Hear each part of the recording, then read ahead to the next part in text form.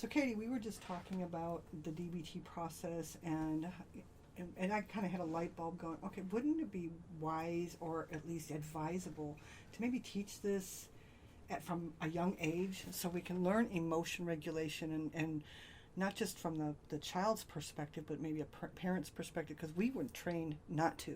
We can't. At least I came from an environment where, okay, you don't feel this, you don't do that, stuff. Boys don't cry, girls, have to be tough, whatever. So, how would we? Is it possible, or how would we even present it? That's interesting. I'm not sure. I mean, I think culturally, part of the reason we're in kind of the fix we are is because we have denial about emotions. So I would agree with you. It'd be wonderful if we could be teaching children emotion regulation, teaching parents emotion regulation. And I certainly do that. I work with whole families where there's an acting out teenager, or there's an acting out parent, or what have you. I work with marriages because I love, Linehan has a quote. She says, people don't get divorced because they didn't learn their geography. Right. And I think, the things that cost us the most money, that cost us the most pain, have to do with emotional intelligence. And it's a better predictor of success in life. Those emotion regulation skills are an important part of it. But it's difficult to get a culture that tends to be very invalidating of emotions to get behind the idea of learning how to deal with emotions. It would be, I'm sure, it's probably worth the discussion and worth trying, but it will be probably more difficult than we realize. Yeah, I can see that. But at the same time, you're starting with the groups, and you're starting with, and those of us who wouldn't have even began to think, okay, a dialectic, pain is, not pain is good, pain is bad, pain is. Mm-hmm. Would have went, oh, wow. And we would look at, how is pain good and how is it bad for you in your case right now. We would look at both sides of that. Right, and teaching that to kids, in the fact that it's like, okay, you fell down your skin and knee. I went to the zoo with one of my grandkids, and she's 5, and she had a skin knee, and she tripped, and it was just, and she's like, immediately picked herself up, brushed herself off, and I'm going, did that hurt? And she's really, and you're 5. It's okay to hurt. Your knee, she skunned up. I would have been, oh, that hurts. And at least acknowledge the fact it hurts. Yeah. But, and I think in a culture where right now we're very compulsive, we're very busy. Articles are written every day about how we have our children scheduled to the hilt, and I certainly, I had a daughter who was involved in everything she could be involved in, and questioning, do I put the kibosh on some of this, or do I let her go because she wants to do all this stuff? We're a society that wants to be busy, and that may be a coping so we don't have to deal with feelings. Right, and I agree. Big sky, little bullet. Mm-hmm. Just keep moving. Some people become overly successful, and they never can get enough success. Others of us go, I've had my sloth period where, oh my God, I just don't want to do anything, but I'm really busy in here.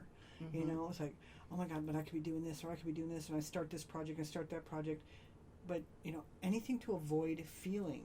I don't care. Eating, drinking, gambling, it's just, you bury yourself and immerse yourself in something else. And I think there are people who really believe that's the best way to do it, is the problem. And, so it's it's helping people see that there are advantages to connecting. Because, of course, joy is one of the emotions we teach people how to regulate. And the purpose of joy makes us want to bond and connect. Well, sometimes I work with companies trying to get people in a tech company to understand that, hey, guess what? You need some joy at work, because that's bonding. You'll work together better if you have fun. Mm-hmm. Every now and then. It doesn't mean all the time, but it's an important part of the process. That's difficult sometimes when we're all about being busy and making money and getting to the next place. We're always living in the future, and we're full of anxiety because of it. Right. I believe in this. Well, I remember when and what if.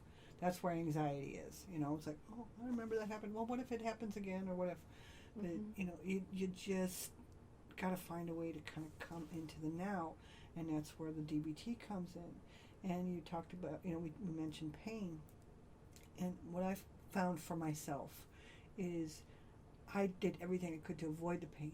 It was difficult. I didn't know how to handle it. I was afraid if I started crying, I would never stop. It hurt so bad that, I didn't think I was going to make it through the moment. So there's all of that when we finally feel it, that we'll do everything we can to not feel it. Mm-hmm. And unfortunately, for many years, therapy went through its phases. And for a while, we did therapy with people before they had emotion regulation skills and encouraged them to go back to their traumas, feel their pain. But if they didn't have the skill to feel their pain, they would actually get worse. Mm-hmm. That was one of the things that Linehan realized. And I realized as I was working, I spent a few years working at Richard Young. And the people who had trauma, who would get into their pain, sometimes they would decompensate. And then the doctors would say, oh, don't do that because they get worse when you do that. And they did. And then you'd have the doctors who said, don't let them go into their pains, make them stay in the here and now, don't let them talk about their trauma. Well, that's invalidating. Mm-hmm. And so that didn't work either. They would decompensate. And that's really where Linehan came into the scene. We had these two different approaches. One was dive into your trauma and emotions, and the other was avoid your trauma and emotions, just be effective today, which we found wasn't possible because you have to integrate your past with your present. And then DBT came in and said, no, let's learn some skills to regulate emotions first, then you can do your trauma work.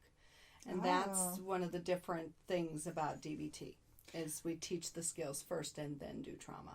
So for someone with anxiety, okay, we'll focus just because it's A, acceptable, B, more acceptable, and B, something I understand, is the fear of flying. Mm-hmm. We just had an incident where, I had been trying to work through my fear to be able to go to Hawaii. I had found out that I had kind of jumped quite a few steps, which is the reason I got on the plane and then left. Mm-hmm. So my husband went to Hawaii without me. Oh, well, that's hard for both of you. It was very traumatic, but it was one of the best learning experiences I could have ever encountered. Yeah. So to me, when I say that, it's the dialectic. Yeah, there was the pain part, mm-hmm. but there was such a learning experience through this. I learned, okay, I'm not going to let anxiety win. This is what it costs to let it win. Excellent. We're going to find a way to break up, or at least, it's going to go in the shadows and not be in the forefront. I realized how much my relationship meant to me.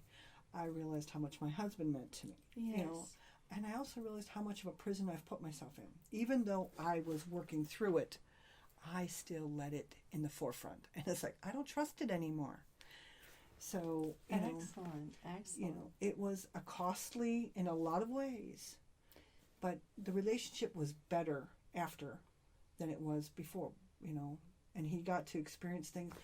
He got to take a vacation from everything. Yeah, but there were advantages to that. Yeah, he got to enjoy his family. His family's from Hawaii, and there was a family reunion going on, so he got to meet. So, there's that dialectic in concrete form. Yes. So, if can you kind of run with that in others? That's such a lovely way to do it. Acceptance is such an important part of change. I think for a long time we thought that changes occurred in people if they got really in a lot of pain. For a long time it was the whole low bottom thing. Okay. If it gets bad enough, you'll change it. And I think then for a while therapy thought, well, if we kick people's butts and we just hurt them enough, they'll change. Mm-hmm. But it's not punishment or torture or being uncomfortable really that makes you change. The thing that causes change is acceptance of what is. It's the acceptance of the pain. It's also the acceptance that there's a way out.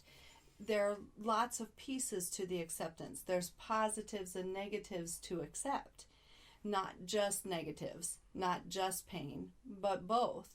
And so in DBT, the philosophy is based on teaching people to be open to acceptance, learn how to do willingness. We have skills that promote willingness to do what works.